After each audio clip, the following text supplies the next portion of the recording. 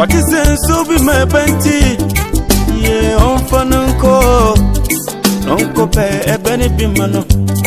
It's your chrono dinico. Any man, any man, so. And yes, I hope a penny.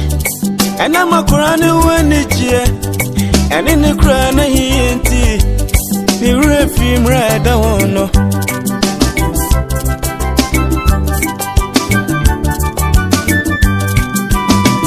And I'm senti. I could not obey a cotta bonnet. When you pay a penny bonnet, on I'm in some morning no more. And now that groupie. Come by me. Yeah, I was them. And so much young one was MBA. A done a crown, you know. No, you're penny no singing. It is I don't know. No so ye ono so wababani akoda fe ana wotu no din se adwa rade anim anya depa no so makasa rade yemona ochano enti twa rade anim no we ni da sopo adani seba obeshina ni onya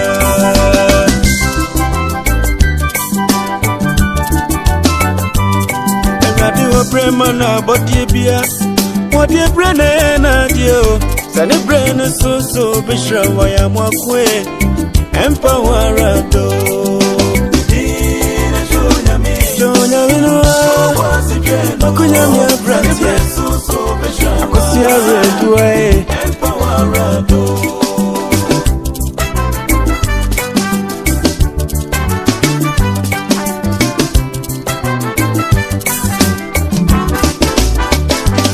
People say no, you're for in an energy, Ye never so say ready be no. David bisa say why not call so rufia. And I'm gonna tenti. Yeah, minye no adoyo. Eti akufama fibo said by it. I know God David and adoye bebre. Eti video anyone more brony. Sabu train na sufrera de. Send the brain so bishra wa kwasi amankwe. Empower do.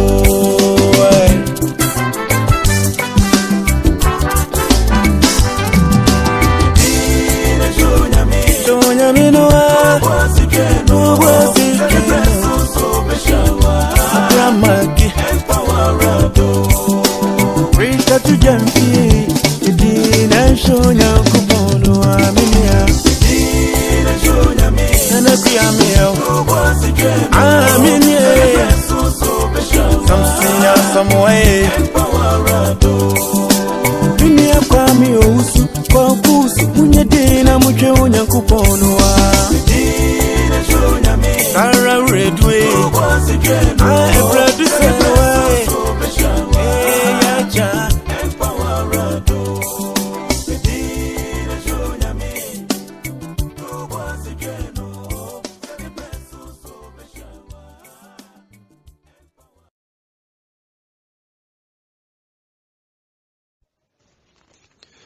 Yebompa ye ebra yebabeko erade asemu mu. Yada wasi otumfo nyankopon se wasamai ehan fefe ene edafofro. Wasem say your mercies are new every morning. Indeed, your mercies are new for the creation. And so have we experienced such a bright morning. So we say thank you. We are grateful, say, Omayen, peaceful passage during the course of the night. Na anopa adiachi, esenkre yemudiem techrema edabudrim. Na muja edi yemu efusane, asedani ayeyi enkaudin. David prayed and said, I will bless the Lord at all times. His praises shall continually be in my mouth.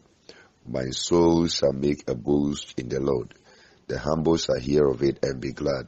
Oh, magnify the Lord with me and let us exalt his name together. For I sought the Lord and he heard me, and he delivered me from all my fears. I agree completely with David this morning. Said we will continue to lift up your name. We will continue to subdue ourselves before you and to subject ourselves to thy word. Asedan kaudin ayeyin kaudin. Edoimu eni ababeko wasemu ura brabe kyerɛkyerɛ yen bibie yani de wada na di honhom eno na wona me so kyerɛkyerɛ wo mai sɛne ɛbɛyɛ a wu a watere na konomu na odi enipa dodo na akɔ asamando na ekristofuo wua na iwu ntem no wo de obenam asɛmu yi so apreserve wo mo nkwa na wagye wo matena asase so ama wo nya akyɛ esan sɛ memman Ghana ehia wo mo nyinkyɛ Omoma ehia omunyinche. Womonana no mpese omutintim ejapade wo ho ansa no mako. Womoba ne nsansa saa ebeye ohaw ne amane edi amabusua no. Eno nti mama no asem enye oja na ma enkyirikyiri enye enkwansuo a esutini ewo mu wo Yesu Kristo dimu. Tumi bia waso wonti ase no bema ne homene so de. Mabre na se edi ase Kristo tumi ase. Bidi hene Awurade da memfa na ase mawo. Wahyɛ m'anuonyam yi meso mehyɛ w'anuonyam ewo nipa mu wo Jesus Christ de munti amen. Sɛ wote sɛ ɔto anwum bi se ya na kyɛ sɛ awerɛhoɔ aba o du ye fono wentu mianhwɛ no o kwa yaresaba na uwa fano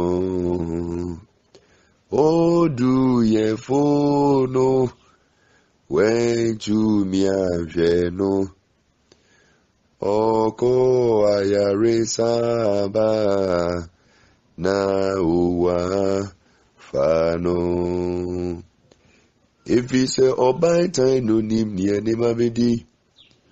Oh faminko mame she me me. If he say oba time no nim ni ene mabedi. Oh faminko mame she me me. Enfaminko.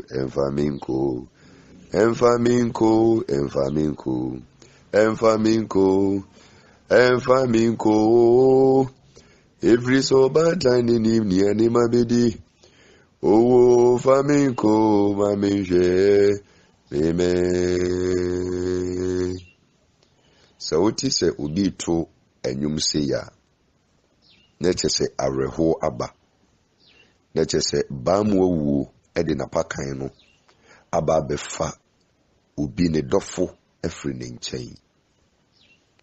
Owu edamansan komu. Owu efiri sɛ Adam ema bɔne iwure wiase wem ɛna owu ɛbɛgye na pakan ɛna ɔbɛtena ha. Eti yɛ kwa yɛ bɛ nyinaa no owu ne yɛ nenam.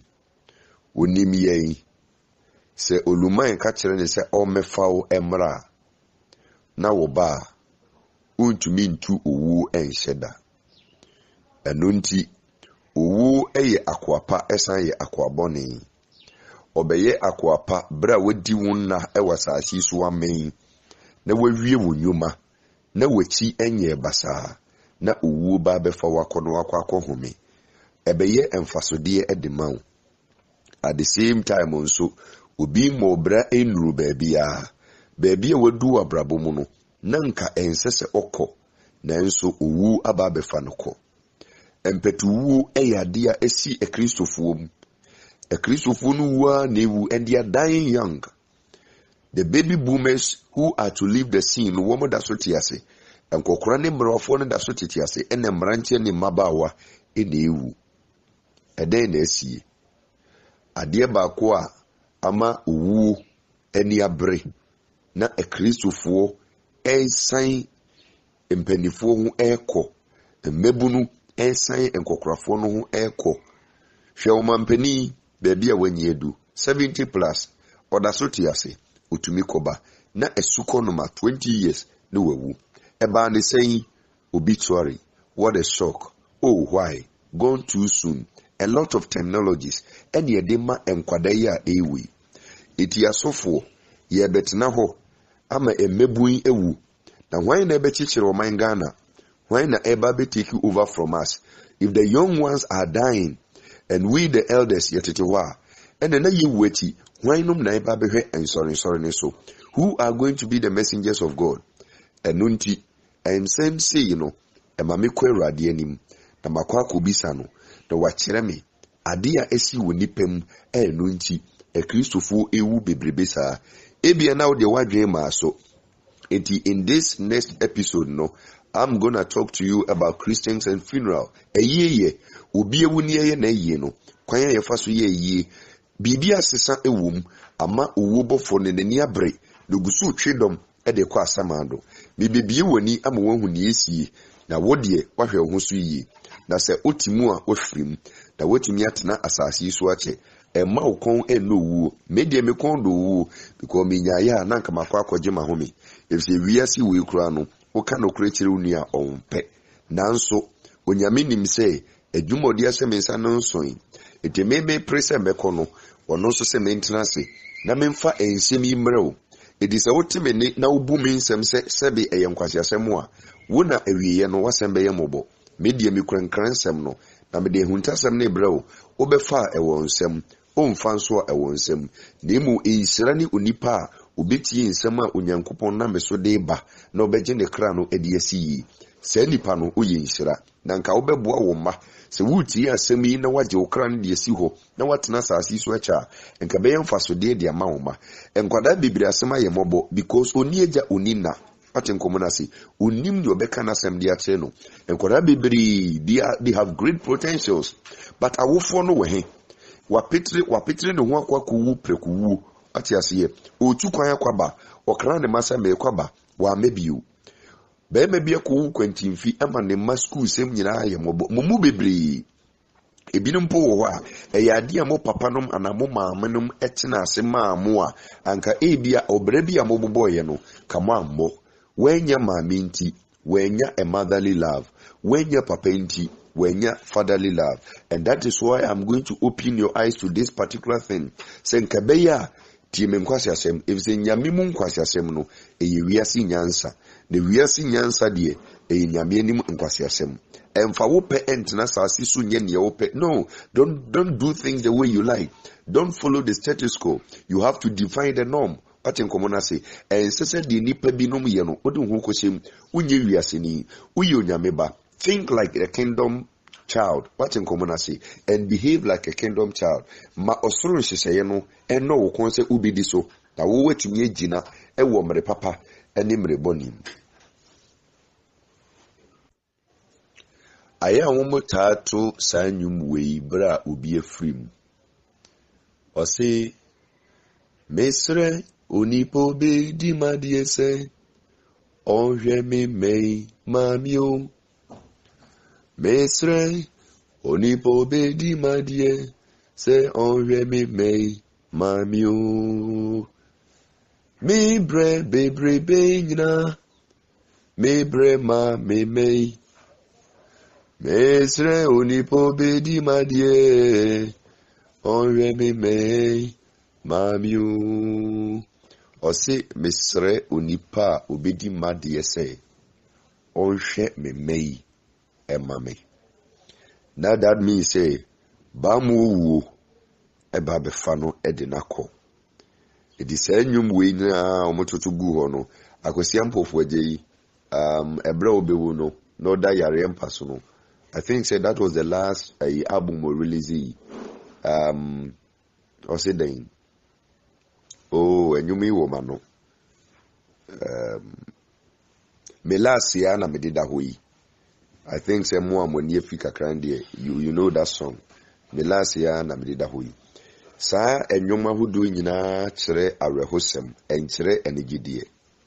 Nenso ensakraye bi aba. Ene Christopher amaba. Eyiye akwakoye something different. Akwakoye ti say ni obi eto party. Saa de no na ene me ba beka ho asem na ma kire Onyankopɔn adwene ene hunhumu ade a ekoso. Yenkonkohwe onipa na obofo a yefre no owu. Revelation chapter number 6. Revelation chapter number 6 verse number 7 to number 8. Atifias omose ensano a etoso and 9 the fourth seal. Odifu Yohani asema okani. Na ote ensano a etoso 9 no ano no. Mete se otiasifo a otoso 9 no se bra. Na mihunu na hwe. John si odinani hui enyu bi ne kakyere no. Na mihunu na hwe. Oponko sunsun bi ni ensonson ye ash color. Horse oye ash in color. Oponko sunsun bi ni na de oteso no ni din edi owu na asamandu edi naki. Na tese owu one asamando eye adwuma bom. Iti owu betwe wokra ne firi mu a na wa hand you over to asamando. Na asamando no ehonom na enebonyefo enyina ekra eyeden eko. Me pese me making it very clear on this platform say obi ba asasi so na enna onyame ahyesede ato wa mano no wenya saa emfie dodo no na opetu wu a owo questions answer ewonyame anim. I take it again. Ubi biara ubewu prematurely. Yeka prematurely a wanyini o time wanso say ya baifu ni kun say yeka kwensia na wuwum say ye nsuo ne fawo kwan bia wo fa so a uwu prematurely no. Me say when nu emfie Onyankopɔn de ma wo no na wuwu ya oba ko answer questions before God that day okono ukwakoyi ensemise bia no. Enti me pese look sharp. Our platforms will look sharp. Na hweye na uwu ametwe wo kra na mfa nkoma asamando se omfa nkosi na se uwu prematurely you have lots of questions to answer na enya saasi su ha na obenya question no na wokwa na oba ko hunu se asem asofo be na kan no se na ye no kore nemo it will be too late ebinum adikan wo munyaya nkomba be ka akere mo ehuntasem a eniema ACC wo the realm of hell komba be ka kere but they are not able to come back omuntumi ma me kan kere wo fa kwasiata ontumi ma wo maame aduenyense ontumi ma e me kan kere so you have no idea enunti na osikani ne pray say eje Abraham ma me kwan ana wo paso mo bi no nko mfie onko kan kere what is happening here. Abraham say meba ka wanu tume ha ho ye wadifo ne sempakafo ni bi wasase so a wo mugusu e ka sempa no mbeti e wo muntie na so wo mantie a yesomo bi free ampo se onko ka they won't believe it. People are giving testimonies of hell and heaven. Some of them are true, some of them are false. But whether true or false, whatever they are saying, they are scary stuffs. So people have got to open their eyes. As I say, nipa ehwe omabrabo so yi. Enti meka chero say, owu oni asamando na ye adwuma. Na owu te ho, owu ye obofo a oye adwuma manyame. I'm telling you, na owu no se wo brenso ya omma, wo breso anobeba. It is a wo brenso ye na upetu kofre owu se wo mra na obefa kwa. Me say, dano, ya mibebu sa questions. Adenti na wo ntem. Adenti na wo nkwara ba asase so na wantumi ama nkwara na nyanyina so na wogya nkwara imobombo wasase so papa no ohwe ne husu ye no tie mafutu semu ya enka ebi obenya che wentie odi ewiase echi oye ne ope because of that wakunya nkwansie wu wagya ne mamobombo wasase so na busuafo abusuefo ene emimfo agyejapadie nyina etan nkwadai wasase so nkwara no masem ye aye moboyi. If you wind the man the basa, papa then tie futu, Timmy kwasi semi ene, na nka obechi woma, ka odi umbesi yi, ka obesi esi wechi, ansa na obekwa, wako. It was say, na mehuni, na she, oponko sunsun binye, na die otisuni din edi uwu, na asamandu edi nechi, na woma won asasi su ebupen enaimu baako, 1/4, quarter of asasi, omanumu ebupen enan mu baako sutumi say onfa number 1 afna enkrante, number 2 ekom, number 3 owu, number 4 asasi so emmoa enkunkum wom enti owu bofo na ote ye friend say ponko ne so no owo niema bi a odi yi ni pefri asasi so. Number 1 enkrante sikan edi obi betumi awo sikan ama wawu eyobo owo for na ama na ye osa na adenti na obi di sikan be wo ama wawu adenti na obi betwe wosu etuo ekum wafri asase so prekope ejina aba wo so ye ejina abraba wo boye because those things they don't happen just for happening sake. If you say am robbers edipa wombo mutuo kuom jo majapade no eye nipa nyina nom de sade en ko so enkofu bi wasase so owubofo no soma am robbers monko ko bonutuo gine japade no make say nipa no ba asase so no and adan hodo ne sikape ene so onfri nipa nya hwe kwanya wo fa so odinya sade na wo bluff nipa so tietie nipa so no owubofo yama ne tumi se onfa nkrante ne tuo mra so obetumi asoma kwasiampe di bia manaba be kun wo bra wo brenso eti ye careful. You're very careful. Don't think say what you have is all. Nabi, don't think that we are the biarada. But what in common I say, it is the dikan woman in krante. That means uwubo for bet me sumo bia manab the wo sika na wa boat den ekum. Number 2, ekom. Unim say, if we are say amai bebre so no ekom ne ku nipa. If you visit certain parts of Africa, Ghana had yitia ye eduwobo for no mfa kom enkum nipa, but I know say ebinum so e wo Ghana ha ekom nko na ekum obi onya aduane di ya ankenye ne so owu ye no onya aduane pedi na onya aduane no proper nutrition and otumi tinase ya ankobe ye biribi wanya aduane bi de ko ekora bi ase obi wa de odi mpo no eye den de ma no ekom tumi di akwada saa na atase enya no obehwe yesi abofra na wu eti ekom ekum enipa binom so e wasase so afei Owu na nkasa nso no oyobofo a wo ba betumi atwe wo kra no afiri nsem ena o kan se asase so mmoa wo betumi afa asase so mmoa so akun owo betumi akaw ama wawu kraman betumi akaw ama wawu aginamo betumi atiti wanim atu wani afiri ho ama hwe ade a wapini ho kwache nkomo na se venomous animal sa emo nyina no owu tumi fa wo so ede yeden ese nipa eti take no say owu no owo kwan ofa so oye n'adwuma oba Jeremiah chapter number 16 verse number 4 owu san wo ejapade bi a odi yi nipa free asase so. Jeremiah chapter number 16 it is oya branch oya baba wa oya maame oya papa na wo platform na utie mi a ene me no ba be ka eyi ho asem said the eyi edi nipa nya.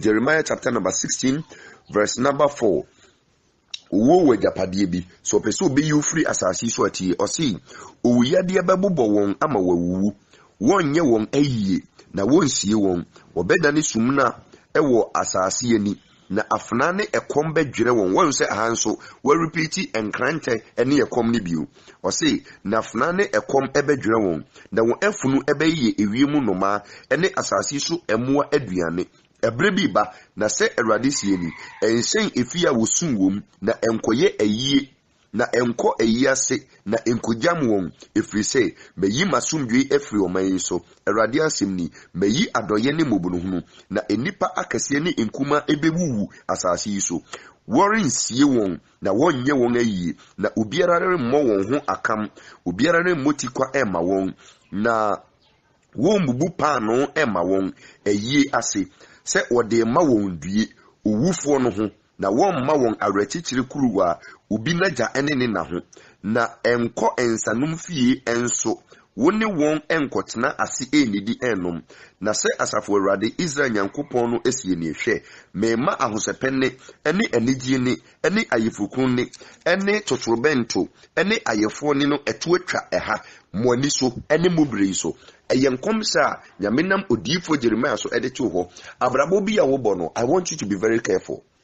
Life be a will live no. I want you to be very careful because owu o ejapade bia so the bebo se kim o kwabrane wona also wa hodi an na wa yemre so the owu ya de ne bebo a doctor for sa enye yi owu ya de ne bebo na nyame ambemu a nyame nipa bi no obetimi yi sa ya de afiri so enya beto so se wom na de na okwa no owu mpompo obetumi dia bebo kwache nkomo na se diabetes bi o a na ye owu yade malaria bi o a na ye owu yade adenji na obi nya malaria no no maduro na ne hoto no na wo dia wo malaria e de wako owum kwache nkomo na se obi ti paa no wawu obi su ti paa no ono munsuo ekoye owu yade no se ebebo wo a wanhwe ya unya nkwa ontena sibio enkodi fufu anabanku empihu anampotompoto ye yesi ho no ebeka na wo de awerɛhoɔ bɛkɔ wobra aduane ni se fridge mu na obi aba be fedi no awe adonko de aguso de amawo eti you very careful. You're very careful with your life. What in common I say hwiye na wan petu anwu. I need you alive. The nation needs you alive. I need your potentials to be beneficial to mankind. As I say, utimi some afofro because of your life. People must enjoy happiness. What in common I say? Enya di ebemo wo wuntem. This is a teaching and a warning as well. Because also Boma or Ghana. Okay. Now that we know, say, Uwubo fono hono. Na ofanipa edeko asamandino. Let us go and ask why people are dying. Adinti ni nipa ewu bebresa. Hebrews 9:27. It is appointed unto man once you die after the judgment. Eda hose unipa bewu prekope ekase unipa wu prekope na ni wu nechi no atemu da ho. That means uwu ni di ubia bewu. But you determine how you go and when you go. Unyankopon say ekase it is appointed unto man that you will die. No two ways about it. Ubia bewu. But when it comes and how it comes, you decide. You plan for it. It's your DB awo yeno that prepares you for your death. But what in common say?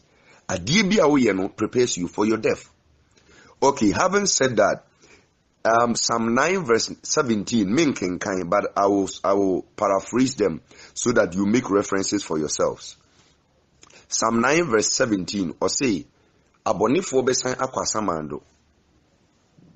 abonefo ebesan akwa samando amanamaya won wura fi onyankopon ejiso bi ye dibonye ni a owo ba be fa de wako obre ne nso oba be fa wako eji wudi boni a ka ehu ni se boni na wudi no ba mu wu o ma kwan abranti a osi so onyem ga we na wagya no ho onyem we na wagya no ho owu a mefo nka obedi nkwa asem ache nkomo na si etu wo che wo se akwa we kura mi jano a ahwe a krum ha manyiro benyenyem wo onye nti mame mefa ne nko. That is why the young men are dying. Eti boni na wudi no, I'm telling you say o say abonifo be san kwa samando amanfo kun na woji wo no a woji wo musika udi memma sika. You don't love them, but you keep on taking monies from them. I'm telling you say uba from bekate wo ba asasi no amanfo sika memma bromani ayeduma na wodi sika no wo so amfo mu nkosehwe wo manfo won kwa obedi nkwase mache na waba be fa no de okọ eyo nyankopon na odi 207 Mercedes Sprinter your friend say Sprinter bus bi esi ho ne wa loadi ni pagum o hwe driver no kuro bi obedu so no wanye moba on hwe akwara no o se wo kona kwotena ka anim ne wa permit bi ono so o hyewi no monti grade na ono so o femma ewo ka na o se won so kona kodi mate ne wa sase eboabo nipa na no kugu ka anim nyinse yigufuo na wa derete kwotena ka anim yeso mu amukod ball pa kum nipa kwotena ka anim akronfo mo kwotena ka anim asawefo mo kwotena ka anim mu amoka nipa ho nsem edi atrosem to mo so ma esi o mo kra mo metena ka anim na nyame lodi sande bonyefo nyina de guka anim na waka kire dava ne se kona kosi kwawu kwan so ehonom na mekwa akokire mo the end. I know my level na moto no obekire mo levels ho na nyame apipia sa driver yeti ko de makwa kosi ayi kumase ayi kwawu friends bepo kwawu mepo kwan so na odi musisu a na owo bofo na ba bagistia no e control na wetia accelerator no driver no kosa yo okosa na mo so esan say ye destiny se mo ko wundi ni ompe no ho asem no wo wakoye boni bi manyame de wakakose ka nim na fi driver ni tia so yenkonkon a afi bedru bridge ni so baby no na wo bofo say afi de mo time aso na we chimstia no ene bonyefo it was say abonefo besan akwa asamando ejiti asem ni ye owu ni asamando na ye adwuma edi se woti boni mu a esese hu se onche wasase so obekontem unyini nche wache nkomo na se eti atofuwo na ekoso wasondem ho no boni no eka ho boni no amoye ni bebrebe no ye mo se Yesu Kristo abewu na ni wo no abewu nti it is finished. You lie, it is not finished. Say owie no owie yampa and ko be catapult all of us to heaven. He will catapult us to heaven. We wouldn't have to go and live a righteous life. We wouldn't have to justify our inclusion. What in common say yes wo no bewu ye no he came to die so that he may save your soul, but one here you will not stay long. Untina sense so enche. What in common say ena okoso ka say amanamanya won wura fi nyankopon obi ebinum besom nyame afi bibi tu ne sintibia ebi kura me kan ye wo na otu ne sintibia ena ogya so se me kura no me ya na me ba so no me jai wagya ya wine wo nyame pen asum nyame pen wo se amanamanya won wura fi nyame wo mu a ehunu nyame pen asum nyame pen na afi die o magya kote na fie eji so onua bia gya sori no tifia ka kire ne say onche wasasi so because womo muru ebi fi se onyankopon bi wo ho no ogege ntwi ne kase nyame bi ni ho saafo no womo nche e wasasi so ombe free hantem e de akọ. So over the book of Job chapter number 24 verse number 19 no Job chapter number 24 verse number 19 o say ohye ne ehuhuru ene enane suchirema ensuo o say heat ene vaporize your friends and ice and snow eno ne mane wie sa aranso ena samando pra won a wo ye bone eko ate sa anso na asamando pra won a ye bone eko eti bone no ama asamando pra ye friends enipa eko wache se oyi nipa free asase so eti mebu na aba no bone ane nananye eno na mebu ye bone ye nanano manye di omusuru so mbeko eno na ne nkwada aba moye 2030 as young as you are hwe memara wa form okurudie mu ha hwe memara wodi sisie ni nada ne karabuli ezan wom awaji omusikadi a wuwetu akwakotena baabi se o bobra ufi se besi yi owu na eba befo akono hwe memma wokurum ha emma mosisi wom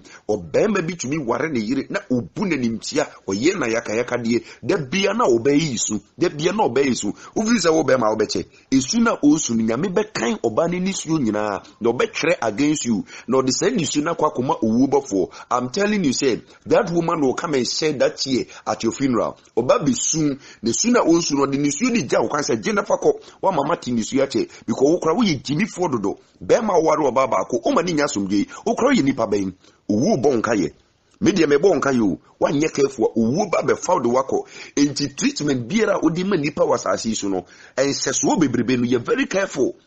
You're very careful. Because the book of Job chapter number 24 verse 19 they say, just as the heat melts away the snow or the ice, so is Asamando the grave. So, taken away and the bonyefo from Asasisu over there. It were you say you have your life to live. You are free-ranged person. Continue to be free-ranged person, alright? And I'm telling you, I'm reminding you today, say, if you are not careful, the angel of death, prematurely, obi you frason dem wodi wako because udin kwasasem dodo. It is some kekaning and trunketing chukrudu na ufri ha na kwabo ha ufri ha wa wenye ho anoma kokonini ukọ etifi ko hu nsuo na na wabase ho aba bebusa se hwan ne hu nsuo no wa na wosim uka wo hyenuanom kakra wojim eka amanfo ti bom bringing confusion between and among people. What kind of a person are you? You will die prematurely. Be very careful. I'm only reminding you of your faith. I'm only reminding you and krabia wo ukra if you continue to live the way you are living. Yamra the book of Isaiah. The book of Isaiah, chapter number 14. Isaiah chapter number 14. And I'm going to read this. Isaiah chapter number 14, verse number 9 to number 10. Yinti eradia semwoha. Ose asamando a ewo asie ho no eka ne ho behia wo eti udi di nkwasem okeka ne ho be den e behia wo na obise ose ehwanyan ensamanfo amawo won ananka wo ye asase su ekunini eti wo se nipa no asamado hyasie se okeka ne ho behia se pe obehu beso dae na hu awufuo obeso dae na hu awufuo eti mo amoso dae mo hu awufuo wo mo no obomo nkaye Monsase nye bibi mfa ho. And this I will never bound so no wada obinkum so. Don't take those things for granted because asamando no owo bofo no or kwan ofa so ni nipa communicate. It is all pewo de wakwa or pewo de wakwa kosi asamando ho a wasase no yi wo nana no mom di kan wuye wo papa mom di kan wuye nipa bi o monte ase na oyi o musia wo obeso da na oni o mudidi obeso da na oni o mudi nkomo wo kra wo wudida wo yete ase wo hwe abraba wo bo. Be very careful. It will say, asamando ewo asiye hono eka ne ho ebesia wo ba. Ehonya ensamanfo ema wonga anka na woye asasi su ekunini mo na mo fu se mo yetumfo you are MPs, you are president, you are kings, mo ye hwan me ye odifo sorry na o send control e di guni paso ubewu you will also gonna die. Usu bewu o de koso na sense an control no Nigel Gaze ne usu bempa ne wo mo ekeka ho a o man mu ha wo mo mani paso nkwadidi anse hunu ne kwasesem no mo didi no wo mo ntena ho wo bofo ne keka ho obe friends amafo ababisia om everybody is gonna die but I'm telling them say so mentie futu amfa futu sem na mo nso mo kodi san kofo na tia you will die prematurely mo nyini onche atenko na say it was say won ananka wo ye asase su ekunini nyina Emma won a anka woye amanaman ahemfu nyina esori free won ahemwa so o si owu so oba emfam so yo he obetu ade so so manfo ne ntumi ntu a nana owu betumi atu eti mon kan kire asante ne o say tutu the second say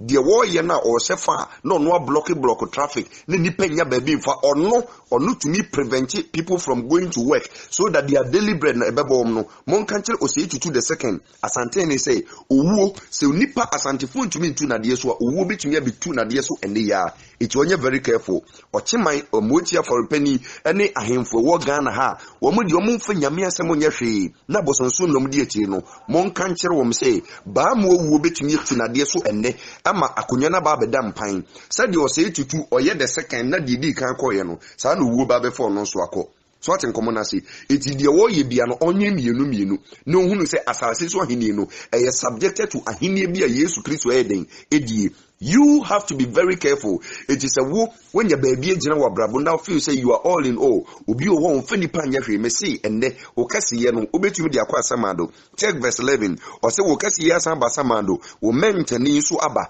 Eya o say wona ngosra wo so awotonyom. We ye worship, praise and worship. I'm telling you, if you play the tomfoolery, wo ba be foul the wako. If you don't make a mistake.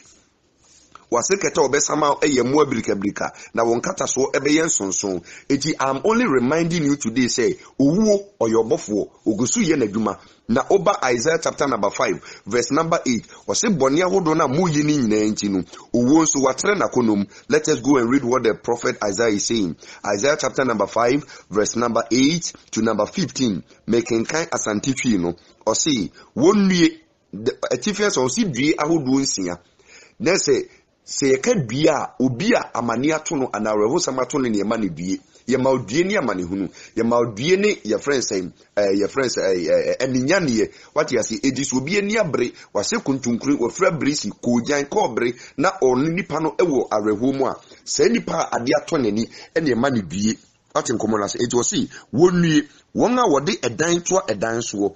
Hey, people are amassing wealth. What they done to dance? No, see we. Ubeko we me dani. Or kwabrani to be see dani. Ne dani baby go. No ubi nya baby mpona. It doesn't occur to them say ye me nipa binum baby na. Ubi aba ope baby da. No. Wasi ko guest house. Ehoni yesi dia me nipa. Unko tu yakanese nipa ni niskaye. Eti nipa baby sisi ya dani tete wo. Ubi entim. Meanwhile people are outside. Anka odi kosi single room bi ewe krasi de ma obi a oni baby da say munyina monkyere mo a anka enye mfasode ma wo anka nyame bedo anka obema wo nkwana ware wasasi so. The reason you people are dying was say what they dying to a dying so what nkomo na say na won a wodi afuo eka afuo ho ekosi se ekwan biara eni ho bio na mo enko ara motena asase ne so. Verse 9 asafurodi akagumasum say ampara adan pi bedane infutru na adan esoso a eyefe enya obi a wobetina mu bewuwu ajadan no ho ene hwadan kese esikafo bi sisisi ho obi antim he wani bri akwaje saka waye money rituals ne ade edan no waja ho obi antimi bank for na akwakofo dan because enkrata no usubam bone ne adwembone nti odi enkrata no kwose bank for sa na wosu owu na obusuani bi enim se wo ajapade bi a enkrata no wo bank for save deposit na modi enkrata na akwakosiesie obi wo loss of investment wajani nyina ho ojimi na yausa. So I think say, but what you see there, don't make yourself a foolish person. Be wise. Be ye obagema ende. Ne hunu say, ye kwa ye be nyina no owu adamansan komu. Uchu muta obe. But how you go, you decided. When you leave, you plan it. What in common say? Minkin kan bi nka ho. Ose asafurade akagumasum se ampara adan pi ebedane infuturu na adan a esoso na yefe enye obi a obetinem na bobeturo ekadu no ebema mobobisa twahina baako pe na homa baako a wadua bema wo bat baako pe. Verse 11 wonwie won a wosori anopetututu edi mrosati adonkofuo opemu aburukutu don bit your friends don pasel ene ne keka ho atemuda ene sansa na mo wini bebrebe no nti mon ka kira donkoro ano kasa prekofo mon kasa kira wo mo amoye ensa ho business muntu mo hofo mo so amonom muntu mo hofo na de abufu kra ye bi ogina kyan kasa hwe ensa no de we sie huro na kono wo kra na wo ho ye nyame ahi wo de wo kra pe wasa wo eti munye very careful. Wasi wonwi wonga wosori anopetututu edi emrosa echi wonga wosiripe ema ensa ebo won na won sankoten ne benta na mpinti ne atenteben ene ensa ewo won aponto ase na awrade ni ye de won hunu na ne nsa no adwuma de won hunu enti wo ba betu oman akonim dia woni nti na ekom ebekum won se ebio wabo ekom din wo ha na ni onyamfo na sukom edi won na sukom adi won edom. Verse 18 sa niema na boni ahodo na moye nyina. Verse 14 ti o say enti asamando atre na konomu na aha nanumu bagaya na Jerusalem ni onyamfo ene nipadom ene won a wani enka ewo mu nyina sane ekoho hwe nipadom a owu esamoko hwe nipadom a asamando de omoko akwada kete okwa awo so wa mabio adenji na wa mabio obi ku no ne nyemoye etu wo hwe no a odim kwahasem asase so say o ma ne so kokora because jano no san ba amanfo kunum kwa no ne ombe wo aba no ma bibiri na yire tifi na ye de nkwada aba say we so eye wukun ne ma na oba ni ni ku abre aye japade na wo asuko no ma wo aba you are side chick wakwa kofa be mani na wo na oba na kwa say in the inheritance of oba na woni papa ya bre no ne majapade wakwa say in the inheritance librefuo within iba Uba before wako, you're very careful. Me too for I'm only reminding you me bo koko se nka obefa nka obi nyina che what nkomo na say eti no si enti asamando atre na konomu na aha na numu bagaya na Jerusalem ani onyamfo ni nipadom ene won a wanika ewo mu ni nyina esan ekoho na wabre enipa se na wode mmarima ahwefom na wabre ahantan for anyone so ase eti no this is the preamble amedidi eyeye no because ansa na yebetumi aye eyeye no esese onipa ko owo tibiem ansa na yetumi aye eyeye obi nwuyi a yenye yi na sanyema we nyina asi abamu wu ababefa nipa ne ko akwe abayu a wo wuye hwe ne ya awrehosem se emebunu no san enkokrafo ene miruafo wako ya awrehosem sei awrehosem nye ya awreho bi wu enuanom ene de ayi no ababe ye party ababe ye celebration atenkomo na se bidu ba be wuram ni ahwe ni asesa wa yeyem ene die nti a owu so atra na konom no di nipa bebre eko oseyim misano ya bofra na menyi no mi beto ade bi mo a moye mpanifo kakra wo platform yi so die mo behunu obi owo memfa ne se 30 years go in die obetumi ehunu the American ho asem far back about 30 years back no se obi wu ewo fi a de na ye mpanifo no omo ye ne se wo mu butu nkonwa no mato bese no na che se omo nya aduane ye nsu jampo ne anu aduane ama wanya biadi enipa besu saa enipa wrebe ho evise owu no abetiti obi ene ne dofo ntem obi a oni ne bo fi pam a oni ne bo nakra na wono no wu ababefa ne koyi enye ni gisem eya rehosem Jeremiah 22 verse 10 no say mamu nsu owufo na munsu nia okono because nipa ekurampo no we don't even know ne sebre die okono say okoni yi ana onkoni yi we don't know it is onipa eni ni nuantem tete a eya rehosem wosurumpo agitum say eya rehosem evise eyiye yo efri apamda demu na yeye eyiye ewo Bible mu saa dia besi nne so atenkomo na si Yesu Kristo obewu no emasu no owuye no womusu no Mary Magdalene womusu enipa bebrewre hoyi adintia ye Kristo no yaje nkwa no yekum no wawu na nso ne woni da so say ono a wakasa obesore na obesore ampa osore na nso nipa ne nua de wo montemo tetia unhu ne biu agise bia osoro aheni enim ena mo yebesia we shall meet by and by. Shall we gather at the river? When we gather at the river, we shall see ourselves by and by. Eti ye awurade mu de ye wenda so say wo mo awu Kristo mu no ye san ne ombesia, so that is not a problem. But honam fam no oni unu adi ntiti mu eya rehosem eti minya meba no se obi wu fi ho a ye nu aduane mpo bekai me nana adwenyense na ode entew emfatefo doko ni bi wo mu bubu ni saa na ye kekawe eti minyi ni nyina no ade na mempe kura ni se obi bewu fi biko obi bewu ama maduane abome minya me fufu oni minya me benku ni eti na bidwa owo eti se yete so obi ewu se pe na ye nkwara na ye wura ho die enti ye wura ho ni se empanifo no nu aduane kura ma ye bi ni na so enedie owu no nipa ni nya wu ya se kim hwe abayo a wonye nuru baabi a hwe maame a oba tanya wogya ne manketenkete wo ho ne wawu na ya rehosem si afidi owu no obi wu a enya reho biu mo ekristofo mo baaye no owu na babe ye anigede de amamo mo anige ho eti onipa nya wu se pe na ye ba be plane ensan ye benom enwuma ye bebo edi akwakosa ene braboni ne mpana twe ene obi kwayi ase kofa mpana obi ayi ase na nka yeye ye ho ayi anka wokɔ ye nanka wakɔ akɔsu ho minua mene nam ho na okɔ yi ye nyina na ye we nsa ene wu aba abetete mene ne ntem edi nanka sese wo okɔ ho no okɔye ho ayi usu ho na hunu se saa sebre ni bi da ho etwen okɔ ye no anye wawerɛhoɔ oh no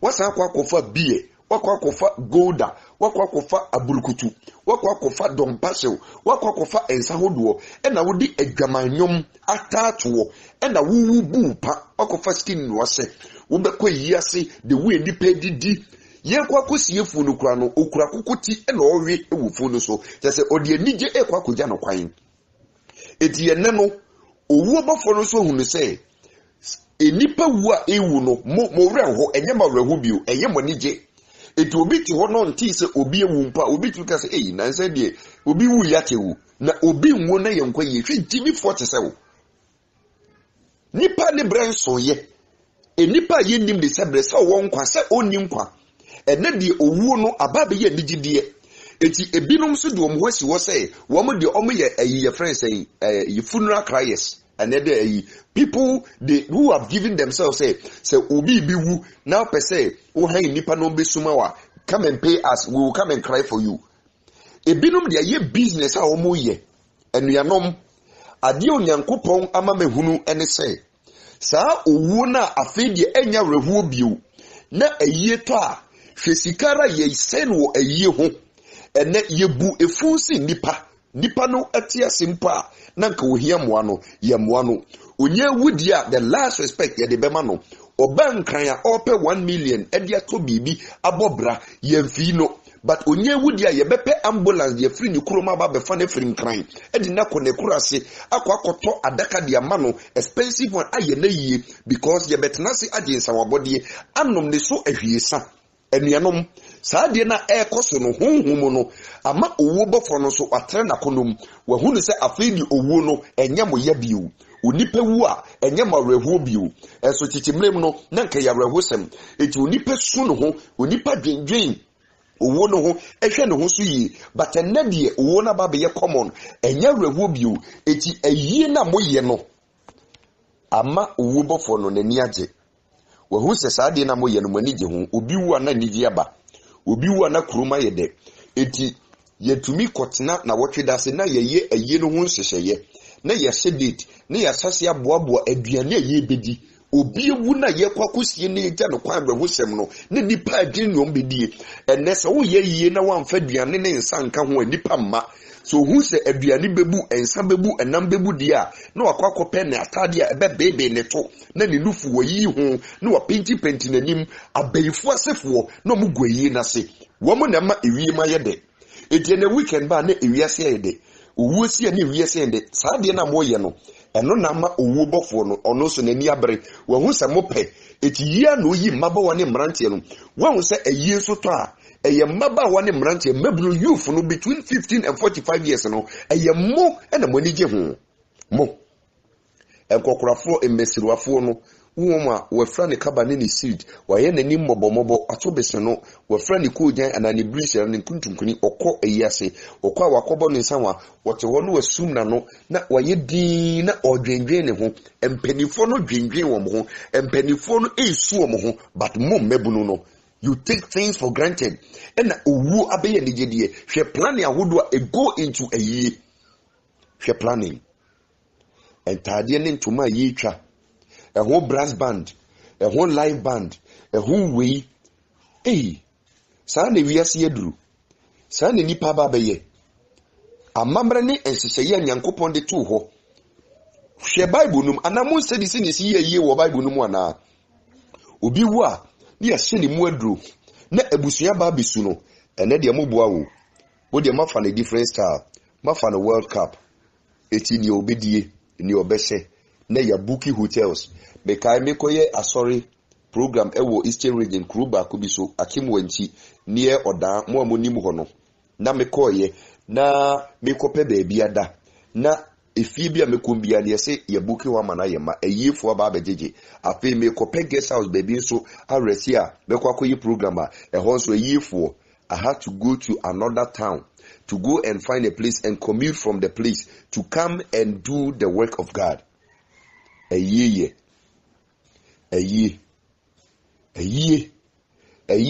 Obi to me twa ticket free aburuchiri no wa be ye ewo Ghana. Ba ye crusade ye nyame adwuma ontumi twa ticket mma. If say no de eso nim faso wo. Ye ensempatre there be. Eye obesoma edi sika bebre ya ba be hye eye nim because obi ewu. Ese eye ni kase ni nipa hu so wo sika. Ba ye koye nyame adwuma adia efo nyame ho de no. Or making investment in the things of God. You are investing into funeral, right? Right? You invest all your money into funeral. Mekai abranti bi will spin. Yeah, spin. Na ode nebisa de to erade nim. Na meka kire ne say opese ade we free wa. Omo modian se ne sofo baby okwa asore no. Onto ebia organ na ade bi omde so no mfa nkoma ne sofo. Na omunsira so na entrance on them ho na nyame nyina so emfamoa no wuni masama branch ne ka kire me o se sofo meye ba sisi ane de me de be 150 million akoma busuafo because me wo for biewu so mu penti fi osisi onom ye ho kama eti no nyame yadom na ye wie eye no a na ma pesika na me de akoma sofo ne aye tie ni o ka kire me o eye no hu hia sen ono ankasa ne yedi eti wono so wonche wunim ni busumi nan na metinkra me nyankra free ne yire wo yi Belgium say ehefa of friend say niku no so awu so we invest in a ye so therefore why you be a ye dia won say ba be ye we ye aduanom emranche ne mabawa emebunu amwo platform yi so mu amunye nyineye munye no mu 60s ne mu 70s amode ayi mafa no World Cup na obi wu a mo na mo siese mo wura ho enso na mo ani age aduane na modi bebrebe na ekira reho yenim obi a ne wura ho yenim sa nipa no so atenkomo na se esi ekura enwuma mobo no yi ase enye yi ase nyom mukofa shata wale nyom na mobo na yi ase wei eye yi ase nyom na nampedu oseikus ene ye friend say adofo oboba JA adofo wo mu nyina toto eye hu nyom ato abasama enyom we ubo no yi ase na ote wa na wankasa wo dwendwen abrabo na ofa ho adwene ene hwe nyom amobo na yi ase brother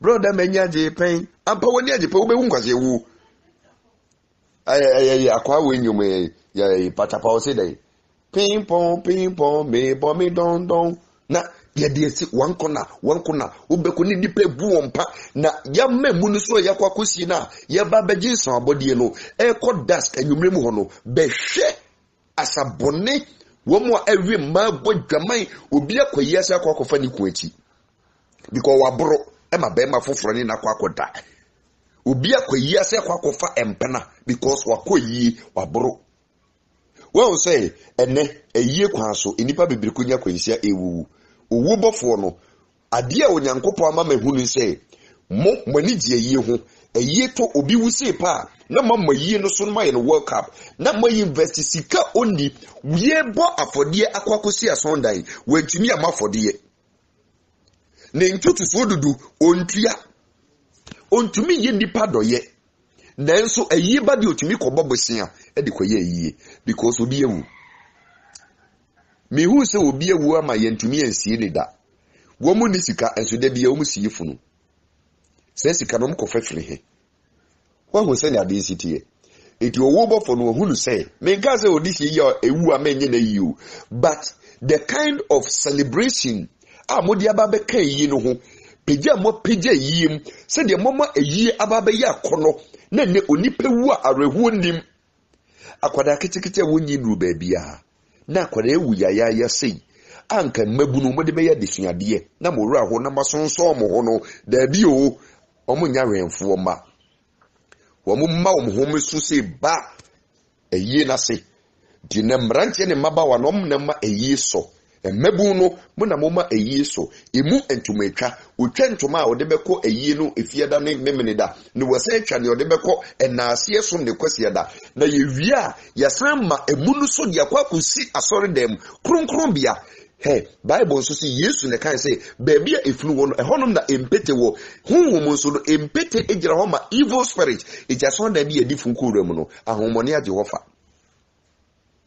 ahomone a momme funso na mde akosi asondem na mu yi owufo se mu asondem otia simple ene bi ya okinkan 1 Corinthians 15 no ebi paabo ewufu asu nipa na wu no yes wo mu asu nti ese bo ne so asa ne akosi no na obi a wawu no o ma bo ne su meba san kirekire ni nyina so enende eyiye no mu die tu nyame asem agu uko Israel memu a se ne omsi yiye eye nyame nsa no awrewo aba onipa ni ni edi ntitimu esese yesu baabi a okra na ekọ dwin baabi a wonua no okọ ho dwen ho wa nwe ho oni na ebo preman wonse wu aba be fa no kọ anka wo be fa ho adwene na wasachira wadwene na okoyi ase anka okra na beboto mi hu yi anka yi ase na ekofa ho brase ke ekomo kira na ekusua ho brase wo hwe oba ne ne to ene ne nufu ene ne color de we na esi da so de we assistant tiase na wogina so na emema nto nyom mfre no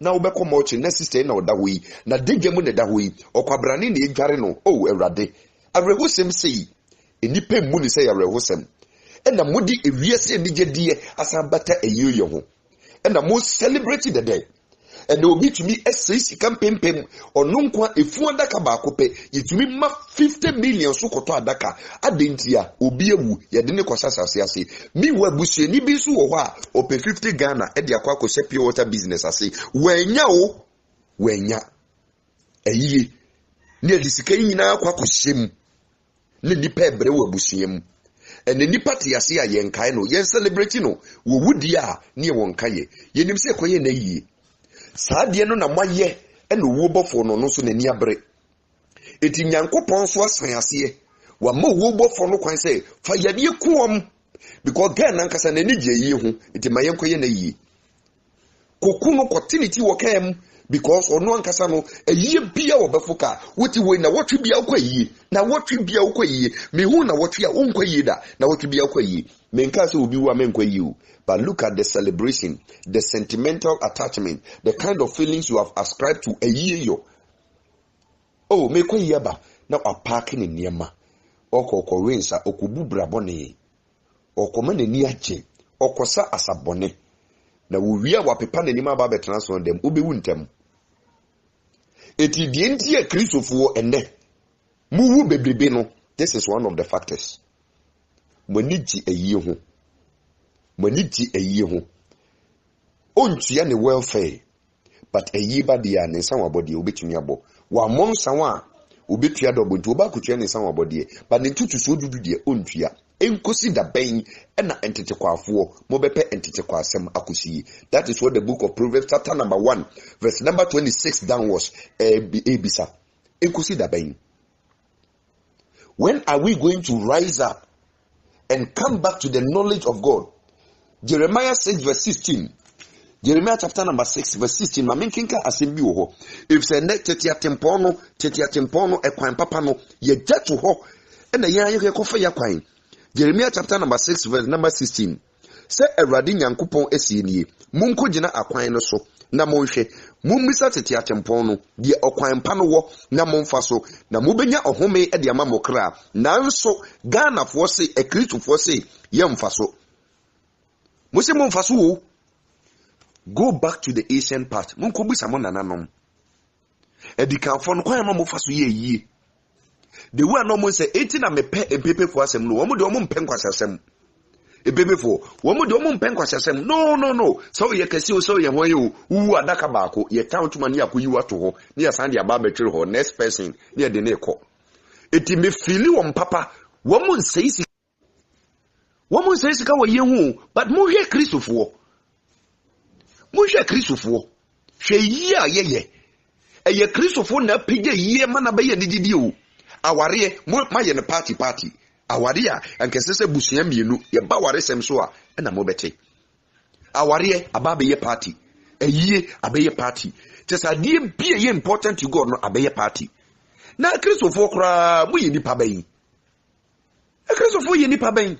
Me gye Christopher wa mentem ase na money asofo yi yeba sofo no na afi na oba betre se oye sofo wa hye na tade kunta ni suit kese obebubo ni base wa pretty tinting asempo obeka amani panya dwen satara no hwe preach nyame asem ode koyi wo betwi ni panim eya akonya wo betwi ni panim amani power afo se o maba yi no na o so mkutupa o so mo nsaden wo bone mu e Christopher ne masofo no mo bebre o mo bebu ntamu o sa sofo na sese wu bahad hwe kwan asofo fa so wu Ghana ha hwe bet yesi wakonya accident wo wu nyame nye saa wu nyame sofo no kwa dabi o ma wu saa nkwase wu no dabi he won't do that.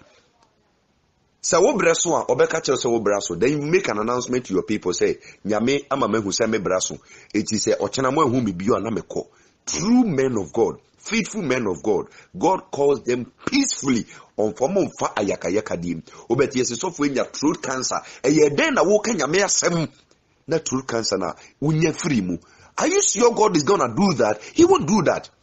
Mo so wo so ma boa me Christopher na sofo na boa me Christopher na penya yiem ama ma beye nije die ene se se buku hotel asofo bedem se penua ne panin sapa asofo benom one na ho ne be se sebo mo fine me ba ye se wona me ba be yi me ba be ofusom no eni bre na me de ba enkransema me de ba no eti me I hardly have people who will be happy with me. It depends pemasem because who catch them say me mra we yi na me cancel mpa no ho a mu be dwane avia mu be di kan wo fi akwa kusumo ho na mo jefo ne de si ho what in common say eyeyo honom eti funeral no edi nsem bebre aba edi amanie bebre aba edi oye ne bebre aba ameni pawua na ewu owo bofo no na ni agye because mo wo hu se mo ni ji owo no obi wu a enyama reho mo ni je enu ti no so abai na konomu ena ogusu fa nipa emaranche ni mamba wa nkwara nketenkete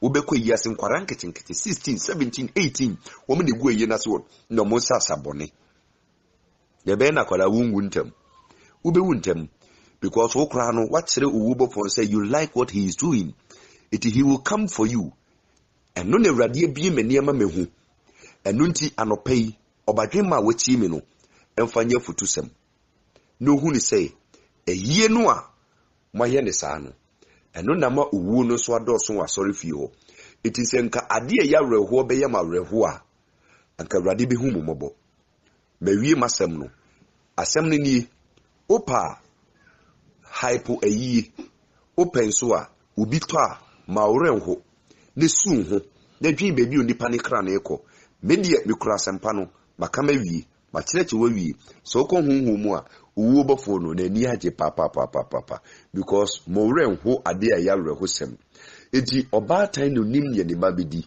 owo emfame nkọ enso sa obatan we otie na se wono kra na ebu nipa obi kra tumi gya ne baketwa etufie na okoyie otumi di ne bagya ne manketwa otumi di omu gya obi one ne bofipam o se hwe me manso ma me koyi aba na wotumi agyae wo ma ede ma obi na nipa na wo wom oye o ma ne bone obeda hu ya wagya nkwada yi ho na okoyi every so bad time enim ni ane ma bedi owo faminko ma me je me mei eno ni areho se menu ni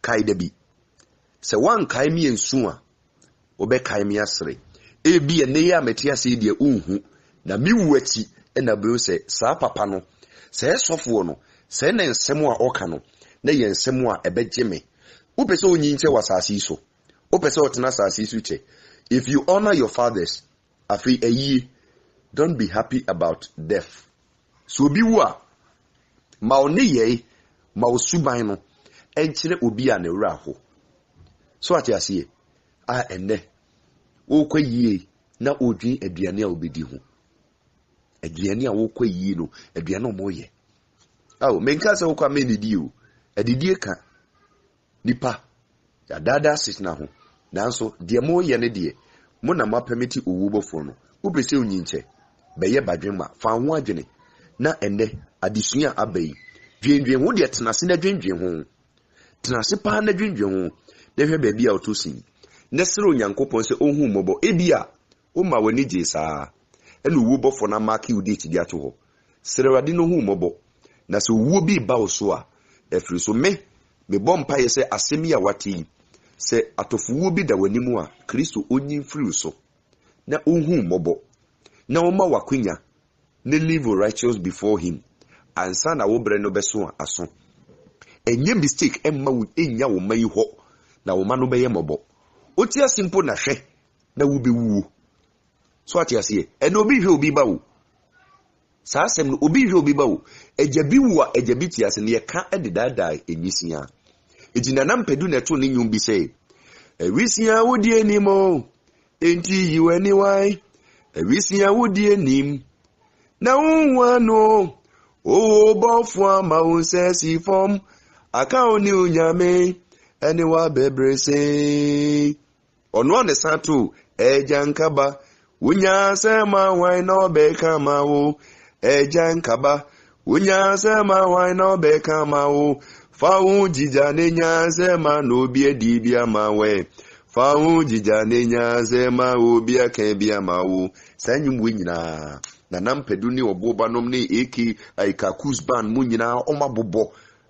Yellow CCD for corner. San kofo we num nyina bobo nyoma emuda ho abasem boko yasa hwenyoma moto. Enya reho numpo. Eye moso hip life hip hop ene mutumi bo hip hop kra we yase no hwirihwiri se so hodi. Hwe no 1910 odi hwirihwiri. Nyame hu mobo. So wa mark you so obi wu a Kristo nti ohu mobo na ene no owu no emfiri so ne nyinche ne hwoma no. Hwoma no dwema no ho. So yoba anabema na utie mi na wonwo da hwiye na wase anhye mefutu semnie me kokobon semnie so obeti na obefa enkerade bi hu mobo